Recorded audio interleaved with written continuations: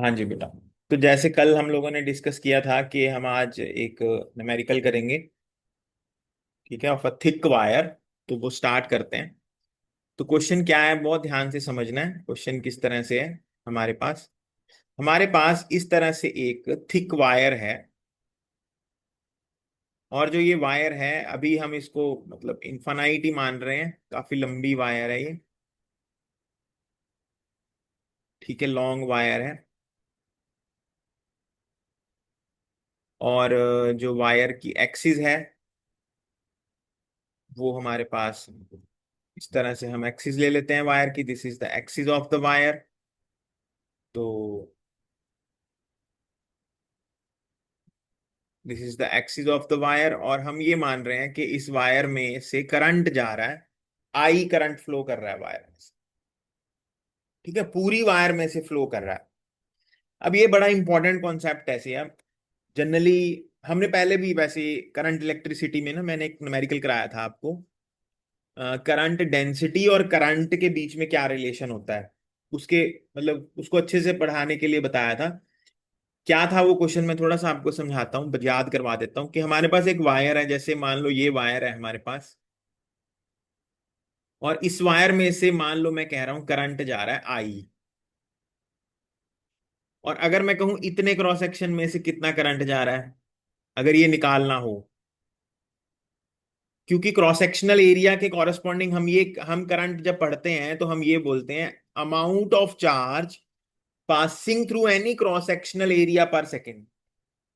Now since my in this question मेरा cross sectional area छोटा हो गया है। ओवरऑल एरिया छोटा नहीं हुआ, जो मैं कंसीडर कर रहा हूं वो छोटा हो गया है। ठीक है ना, याद है मैंने ऐसे भी करा था कि इसको मैंने पतला कर दिया था ऐसे। ठीक है, इसमें यहां करंट और यहां करंट सेम होता है, दोनों में current entering is equal to current leaving था। लेकिन अगर area of cross section in the wire लेते हो, आप इनसाइड चले जाते हो वायर के, तो वहां पे करंट की वैल्यू कम हो जाती है as comparison to this current. ये आपको अब आज हम उसको कैलकुलेट करना सीखेंगे। ठीक है, अब क्वेश्चन क्या है ध्यान से समझना। क्वेश्चन ये है कि हमारे पास एक स्ट्रेट थिक वायर है। ओके, स्ट्रेट थिक वायर है, और वो वायर जो है उसमें ए उसका एरिया ऑफ क्रॉस सेक्शन है, वायर का area of cross section A है। करंट आई से पास कर रहा है। Use ampere circular law to obtain relation showing the variation of magnetic field inside outside on the surface. मतलब तीनों पे पता करना है बेसिकली। अंदर मैग्नेटिक फील्ड कैलकुलेट करो, ऑन द सरफेस कैलकुलेट करो, और आउटसाइड कैलकुलेट करो। तो इसको करने के लिए हम क्या करेंगे, हम पहले इनसाइड एक पॉइंट P ले लेंगे, on the surface point Q ले लेंगे, और बाहर पॉइंट S ले लेंगे। इस तरह से हम 3 पॉइंट्स ले लेंगे यहाँ पे। ठीक है,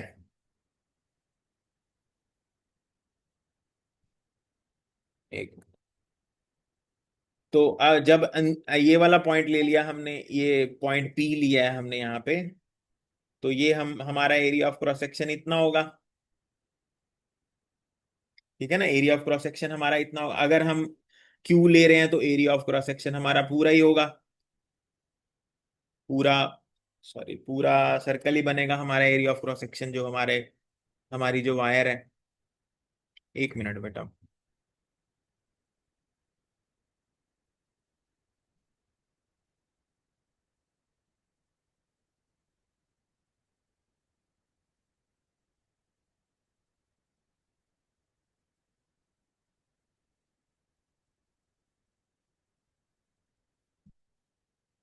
तो मैं क्या ये कह रहा हूं कि जैसे अगर आप यहाँ लिया, अगर आप P पॉइंट लेते हो तो एरिया ऑफ क्रॉस सेक्शन हमारा इतना बनता है। Q पॉइंट लेते हो तो एरिया ऑफ क्रॉस सेक्शन हमारा इतना बनता है। और अगर S पॉइंट लेते हो तो एरिया ऑफ क्रॉस सेक्शन हमारा इतना बनता है। ये 3 एरिया ऑफ क्रॉस सेक्शन हमारे बनते हैं। ठीक है, अब अगर मैं पॉइंट P की बात करूं, ठीक है, और मैं एम्पियर सर्कुलर लॉ लगाऊं, तो what is ampere circular law, integration B.dl is equal to mu not I होता है ना। अब जो यहाँ मैग्नेटिक फील्ड हमें मिल रहा है, वो इसके अंदर कितना करंट है, कितना करंट इसके अंदर फ्लो कर रहा है, ऊपर जा रहा है, उसके कारण हमें मैग्नेटिक फील्ड मिल रहा है। तो हमें इतने जो ये हमारा अंदर वाला रेडियस है, मान लो ये रेडियस हमारा ए है, चलो ये सॉरी आर है हमारा, और ये जो इसका रेडियस ए दिया हुआ है हमें क्वेश्चन में, ठीक है ना, ये आर है हमारा, ये जो छोटा रेडियस है। तो अगर मैं इस छोटे रेडियस में से कैलकुलेट करना चाहूँ तो कैसे कैलकुलेट करूंगा? मैं ये करंट को आई डैश मान लेता हूँ पहले तो, कि इतने एरिया में से जो करंट जा रहा है वो आई डैश है। ओके, तो आई डैश में कैसे कैलकुलेट करूंगा? मैं ये कहूंगा कि पाई या पाई ए स्क्वायर, मतलब पूरी वायर में से करंट जा रहा है आई, एक एरिया जाएगा पाई ओ ए आई ओवर पाई ए स्क्वायर, और हम कितना एरिया लेके चल रहे हैं, पाई आर स्क्वायर लेके चल रहे हैं। तो हमारे पास जो करंट की वैल्यू आएगी वो कितनी आएगी हमारे पास? एक, काफी दिक्कत दे रहा है ये ना। एक, हाँ जी। तो हमारे पास जो वैल्यू आएगी करंट की, पाई ए स्क्वायर की वैल्यू बनेगी I over pi a square into pi r square, pi से पाई कट गया, I r square over a square. हमारे पास करंट आ गया जो उस छोटे से एरिया में से पास कर रहा है, ठीक है ना, जो इस एरिया में से पास कर रहा है, ये करंट हमने निकाल लिया। अब हम यूज कर सकते हैं बायोट सावर्ट लॉ, सॉरी अपना एम्पियर सर्कुटल लॉ। एम्पियर सर्कुटल लॉ को यूज करेंगे। अच्छा, बी और डीएल के बीच में एंगल जीरो ही होता है, ठीक है। तो यहाँ पे हमारे पास पी इंटीग्रेशन डीएल ऐसे लिख लेंगे, और म्यू नॉट, और करंट की वैल्यू हमने निकाल ली है pi r square over a square. अब जो डीएल है हमारा बेसिकली वो इस छोटे से एलिमेंट के ऊपर है, यहाँ पे है डीएल बेसिकली, यहाँ पे है हमारा छोटा सा एलिमेंट डीएल। और अगर मैं उसको उस एलिमेंट, ये छोटा सा एलिमेंट है मेरा डीएल, और अगर इसको इंटीग्रेट करता हूँ इस डीएल को, है ना, तो ये मेरे पास 2 पाई आर आ जाएगा इसकी इंटीग्रेशन। ये जो छोटा सा मेरा डीएल है इसकी इंटीग्रेशन क्या बनेगी? Integration of dl will be 2 pi r, ठीक है ना, वट एवर सर्कल होगा। तो यहाँ पे हमारे पास B into 2 pi r is equal to mu naught pi r square over a square into I. I है बेटा, ये मैंने पाई लिख दिया यहाँ पे, इट इज आई।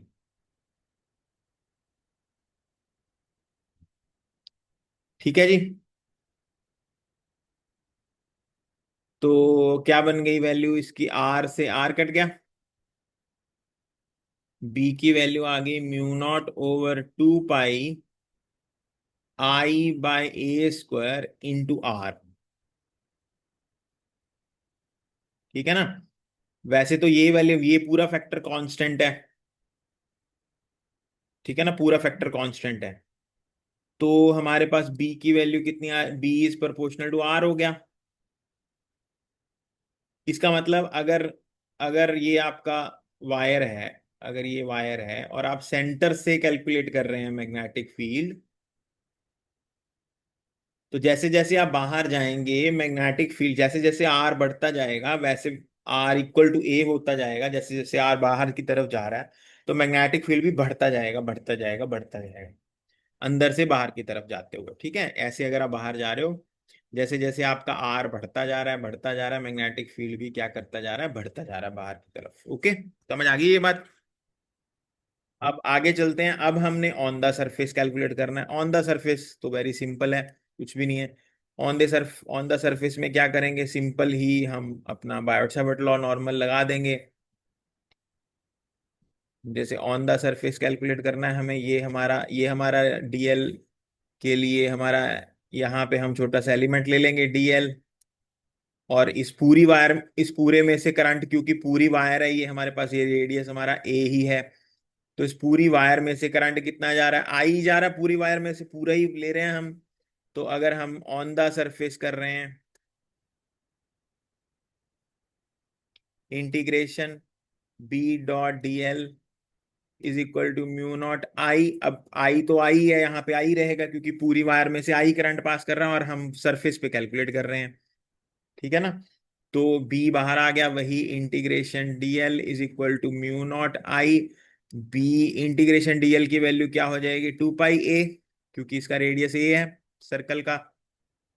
ठीक है, तो म्यू नॉट आई, तो बी की वैल्यू आ जाएगी mu not over 2 pi I by a, जिसको आप चेंज कर सकते हो, लिख सकते हो mu not over 4 pi 2 I by a. It is same as that of infinite wire, same ही है। ठीक है, अच्छा अगर बाहर चले जाते हैं हम, आउटसाइड द वायर चले जाते हैं,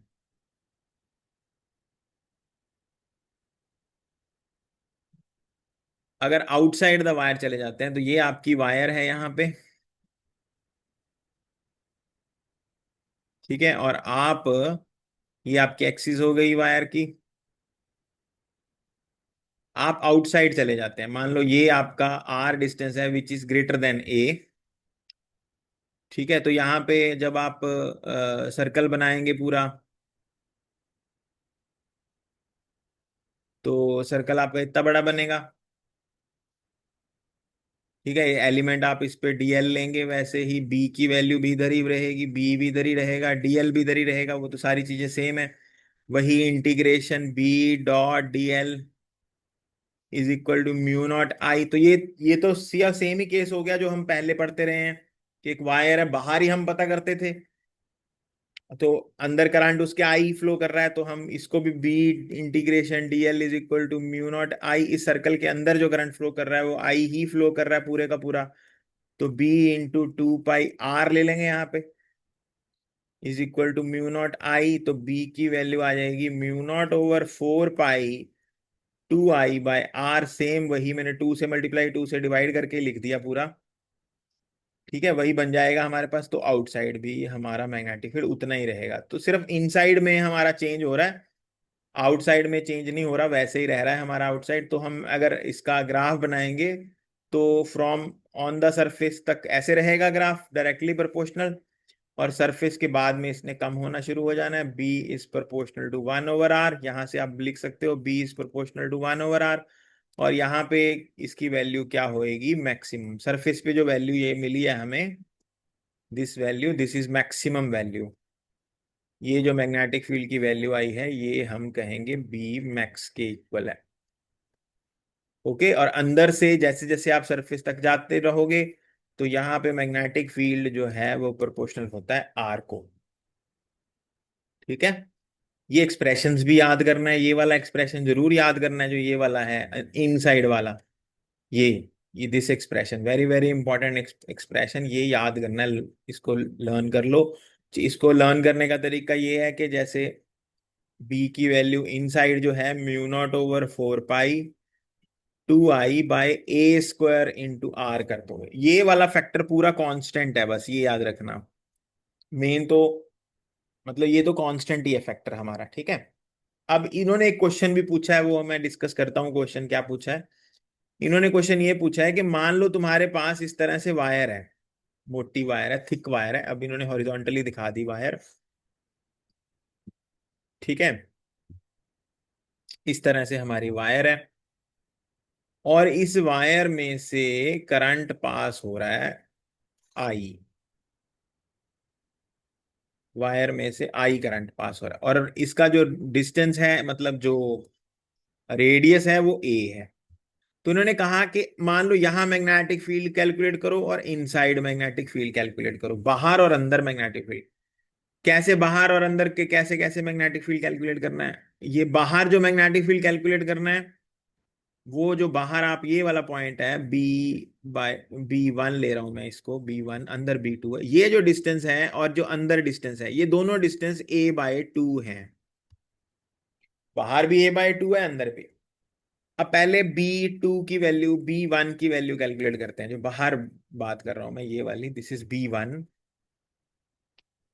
बाहर B1 है, बाहर का फॉर्मूला क्या होता है, mu not over 4 pi 2I/r, और जो रेडियस लेना है आपने वो सेंटर से लेना है रेडियस, सेंटर से लेना है ना पॉइंट बी का रेड, मतलब जो डिस्टेंस लेंगे आप। तो अंदर ए है, बाहर A/2 है, तो ओवरऑल जो रेडियस बनेगा इसका, वो बनेगा A + A/2 3A/2।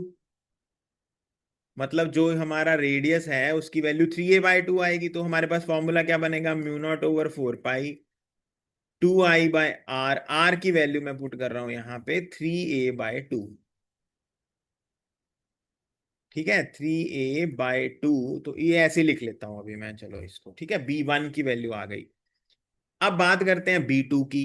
अब b2 जो है अंदर है, वो b2 तो इनसाइड है। b2 का फॉर्मूला क्या होता है, μ0/4 पाई 2I/a² इंटू आर। अभी पढ़ा हमने। अब आर इनसाइड, अगर अंदर a/2 अंदर ले रहे हो पर सेंटर से डिस्टेंस तो a/2 ही बच गया ना हमारे पास, ये वाला डिस्टेंस। अगर ये बाहर वाला, अगर अंदर आ गए हो, सरफेस से अंदर a/2 आए हो आप, ठीक है ना, तो सेंटर से भी तो a/2 ही रहे आप। ये बात समझ आई सी? अंदर अंदर वाला भी तो a/2 ही रहेगा डिस्टेंस। तो हमारे पास इसका फॉर्मूला क्या बनेगा, μ0/4 पाई 2I/a² इंटू a/2। ठीक है, तो b1/b2 की रेशो पूछी है उन्होंने। b1/b2 की क्या पूछी है, रेशो पूछी है। तो रेशो में अगर आप देखो, μ0/4 पाई से μ0/4 पाई कट जाएगा, अगर ऐसे लिख लें हम b1/b2, है ना, μ0/2I से 2I कट गया, है ना, 3a। अच्छा, ये वाले a से ये वाला a कट रहा है, तो a से a कट जाएगा, ऊपर 2/3 बच गया। b2 में 1/2 बच रहा है, यहाँ पे चेक कर लो। बी b1 में कितना बच रहा है, ऊपर 2/3, और b2 में कितना बच रहा है, कटने के बाद 1/2 बच रहा है, बाकी सब कट रहे हैं आपस में। तो 4/3 आंसर आ जाएगा इसका। ये 2 ऊपर चला गया, 2 टू द 4, 4/3 आपका आंसर आ जाएगा। ठीक है, समझ आ गया क्वेश्चन? तो आज आपने सिया जी क्वेश्चन करने हैं, ठीक है। टिल पेज नंबर, पेज मैंने बता ही दिया था आपको, कितना पेज नंबर बताया, एस एल अरोड़ा का। एस एल अरोड़ा ही फॉलो करेंगे हम, बुक बहुत बढ़िया किताब है। ये पेज क्वेश्चन हो गए बेटा, देख लेना, 34 तक का है आई थिंक, ठीक है। अब जो मैं बात आपके साथ डिस्कस करने जा रहा हूँ, वो डिस्कशन ये है कि आप ये देखिए, आप यहाँ पे, अब ये ना सिलेबस में से कट गया है कहते हैं, पर तू ये खुद ही देख लेना कितना कि कट गया है। फिजिक्स में कटता तो है नहीं कुछ, बोल भी दो फिर भी आ जाता है पेपर में। अब ये क्या है, क्या पढ़ रहे हैं, बहुत ध्यान से सुनना, बड़ा अच्छा कॉन्सेप्ट है ये। This is force on a moving charge in magnetic field. देखो समझो इस बात को, ये थोड़ा सा बेसिक समझाता हूं मैं आपको। देखो, क्या क्या स्टडी करा है, एक साइंटिस्ट था, उसने स्टडी कराई, बताता हूं मैं उसका नाम। लॉरेंट्स था साइंटिस्ट। उसने क्या स्टडी करा, उसने ये स्टडी करा कि मान लो ना हमारे पास इस तरह से x axis, y axis, z axis है, 3 एक्सिस है, ठीक है। और मैंने एक्सटर्नल मैग्नेटिक फील्ड इधर को लगा दिया, यूनिफॉर्म एक्सटर्नल मैग्नेटिक फील्ड लगा दी। मैं कल भी तेरे साथ डिस्कस कर रहा था कि जब भी मैं कहूंगा यूनिफॉर्म मैग्नेटिक फील्ड लगा दिया, तो हम एक्चुअली सोलेनॉइड के सेंटर में बात हो रही है। मतलब कहीं ना कहीं और बड़ा, बहुत बड़ा सोलेनॉइड है, उसके अंदर हम बैठे हुए हैं, वहां स्टडी कर रहे हैं सब कुछ। ठीक है, अब हुआ क्या, यहाँ मैग्नेटिक फील्ड आपने लगा दिया, मैंने एक पॉजिटिवली चार्ज पार्टिकल को ऐसे एंटर कराया, मतलब एक्स वाई प्लेन में है ये। कौन से प्लेन में है, एक्स वाई प्लेन में, मतलब not in the x y z plane, बाहर नहीं निकल रहा, it is in the plane. 3 dimensional नहीं है, 2 डायमेंशनल है, 3 भी आएगा, मैं अभी 2 डायमेंशनल की बात कर रहा हूँ, एक्स वाई प्लेन में है। Velocity of the particle is v, mass of the particle is m, charge of the particle is q, and it is making an angle theta with respect to magnetic field। तो Lorentz ने एक बात देखी, Lorentz कहता है अभी जब ये चार्ज पार्टिकल मूव करता है ना मैग्नेटिक फील्ड में, चार्ज पार्टिकल है और मूव कर रहा है मैग्नेटिक फील्ड में, तो इसके ऊपर ना एक फोर्स लगती है। उसने उसका नाम दिया लॉरेंट्स मैग्नेटिक फोर्स।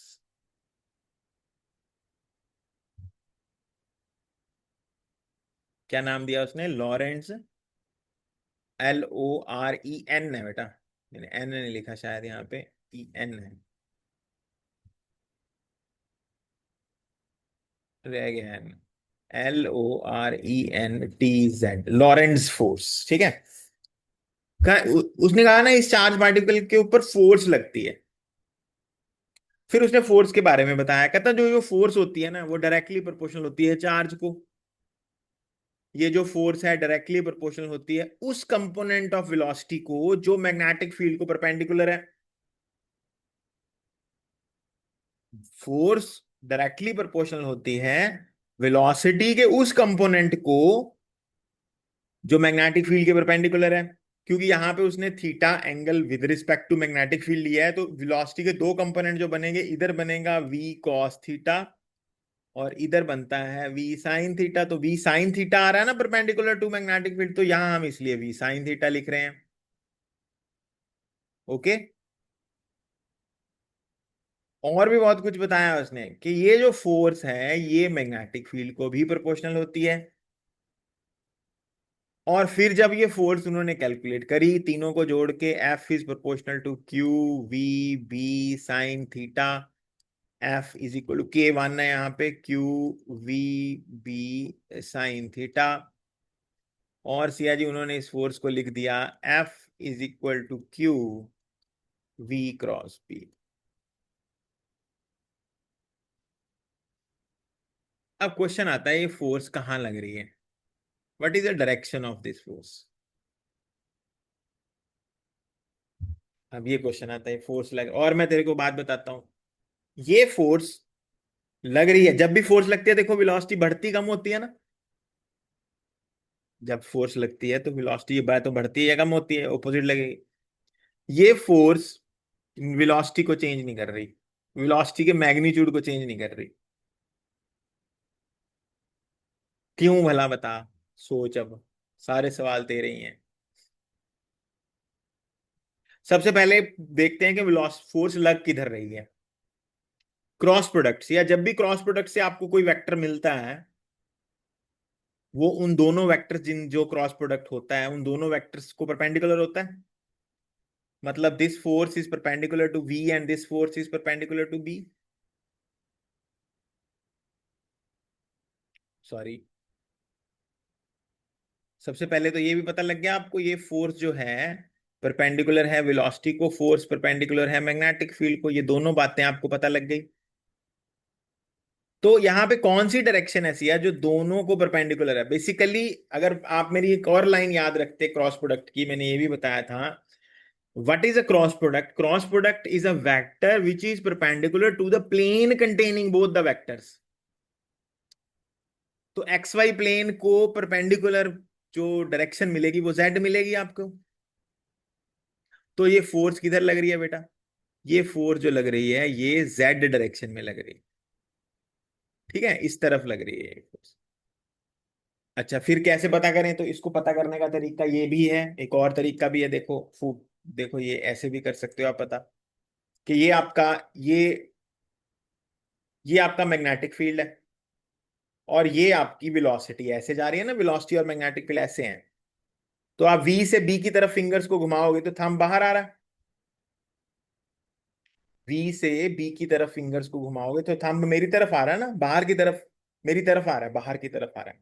तो यहाँ पे भी Z एक्सिस बाहर की तरफ आ रही है, तो आपको वहां से पता लग जाएगा। ठीक है, ऐसे भी कर सकते हो आप। ओके डन, समझ आ गई बात, कोई दिक्कत कोई परेशानी। अच्छा जी, आगे चलते हैं। अब क्वेश्चन आता है कि सर वेलोसिटी बढ़ेगी कि कम होगी, ये कैसे आपने बोला। जब भी बेटा याद रखना, जब भी वेलोसिटी और फोर्स परपेंडिकुलर हो तो पाथ सर्कुलर होता है। पाथ क्या होता है, सर्कुलर होता है। जब भी वेलोसिटी और फोर्स क्या हो आपस में परपेंडिकुलर, तो पाथ हमेशा सर्कुलर होगा। तो यहां सर्कल में मूव करेगा पार्टिकल, डिस्कस करेंगे दो थोड़ी देर में कैसे मूव करेगा सर्कल में। ठीक है, तुम अभी तो मैं जस्ट क्योंकि लॉरेंस फोर्स के बारे में बता रहा हूं। ओके, समझ आ गई बात। अब क्वेश्चन फिर से और चेंज करते हैं, थोड़ा सा और बदलते हैं बातों को, थोड़ा और इलेबोरेटली स्टडी करने की कोशिश करते हैं। यहां पे हमारे पास इस तरह से मेरे एक्सिस हैं तीनों, और मैं क्या कर रहा हूं यहाँ पे, मैं पहले से ही ना एक सर्कल बनाता हूं यहाँ। ठीक है, मैग्नेटिक फील्ड मेरा ऊपर जा रहा है, और मेरा चार्ज पार्टिकल जब एंटर किया मैग्नेटिक फील्ड में, एंटर कर गया चार्ज पार्टिकल, वो ऐसे कर गया सी एंटर, फिर यहां ऐसे मुड़ गया, इधर को अंदर चला गया, मतलब अंदर, इधर ऐसे आ गया, सॉरी ऐसे, और इधर से ऐसे बाहर हुआ, मतलब पार्टिकल सर्कल में मूव कर रहा है। क्वेश्चन उठता है क्यों सर सर्कल में क्यों मूव करने लग गया पार्टिकल? ये मैं क्या पढ़ा रहा हूं आपको, मैं आपको कह रहा हूं मोशन ऑफ अ पार्टिकल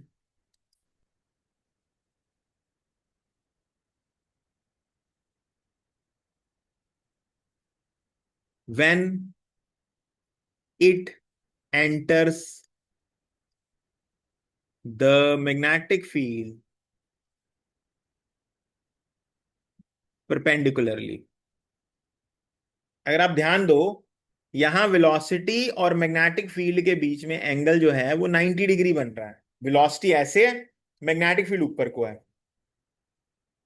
ठीक है, सिया आप थोड़ा सा सोचो बेटा, इस चीज को थोड़ा इलेबोरेटली समझना पड़ेगा क्योंकि हम ऑनलाइन पढ़ रहे हैं। पहले मैं इसकी बात करता हूं। वेलोसिटी तेरी इधर है, मैग्नेटिक फील्ड तेरा ऊपर है। अगर आप वी टू बी फिंगर्स घुमाएंगे, चलो फोर्स की बात कर लेते हैं। फोर्स क्या होती है? Q V cross B. ठीक है, इधर वेलोसिटी है, इधर मैग्नेटिक फील्ड है। मैग्नेटिक फील्ड जे एक्सिस में है, वेलोसिटी माइनस आई में है। तो अगर मैं आई क्रॉस जे करूंगा तो के आएगा ना, आई क्रॉस जे के होता है, पर के आगे माइनस लगा होगा। अब के तो हमारा बाहर को है, जो हमारी x axis y axis z axis बाहर को है, इसका मतलब जो फोर्स लगेगी अंदर को लगेगी, वो इनसाइड लगेगी, ऐसे लगेगी अंदर को। अंदर को मतलब टुवर्ड्स द सेंटर हो गए, टुवर्ड्स द सेंटर ही हो गया ना। ठीक है, इधर इसकी बात करते हैं, अब इस वेलोसिटी की बात करते हैं। अब इसमें मैग्नेटिक फील्ड ऊपर को लग रहा है, देखो थोड़ा समझने वाला है। मैग्नेटिक फील्ड ऊपर को लग रहा है।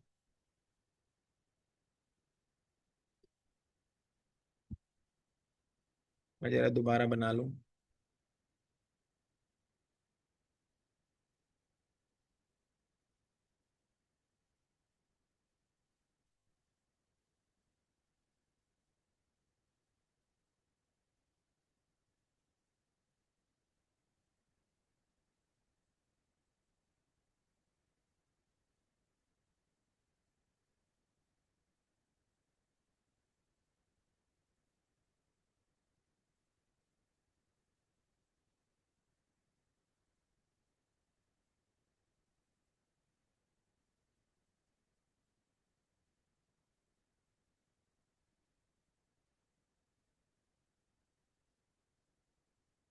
तो ये सिया मैंने फोर्सेस बना दी जहां जहां पे भी पार्टिकल जा रहा है। ठीक है ना, ये मैं यहाँ बना नहीं पा रहा क्योंकि बहुत ज्यादा वो हो जाएगा। यहाँ ये वाली जो डायग्राम है वो यहाँ दिखा दिया मैंने आपको। मैग्नेटिक फील्ड ऊपर लग रहा है, वेलोसिटी इधर, फोर्स अंदर लग रही है। ठीक है, समझ आ रहा है बात? अब जब वेलोसिटी, जब पार्टिकल यहां पहुंचेगा तो मैग्नेटिक फील्ड ऊपर लग रहा है, फोर्स अंदर को लगेगी। मतलब हमेशा फोर्स टुवर्ड्स द सेंटर लग रही है। जब भी फोर्स वेलोसिटी के परपेंडिकुलर हो तो पार्टिकल का पाथ सर्कुलर होता है। तो आप देखिए इस तरह से सर्कल बनेगा। ठीक है ना, इस तरह से सर्कल बनेगा हमारे पास यहाँ पे।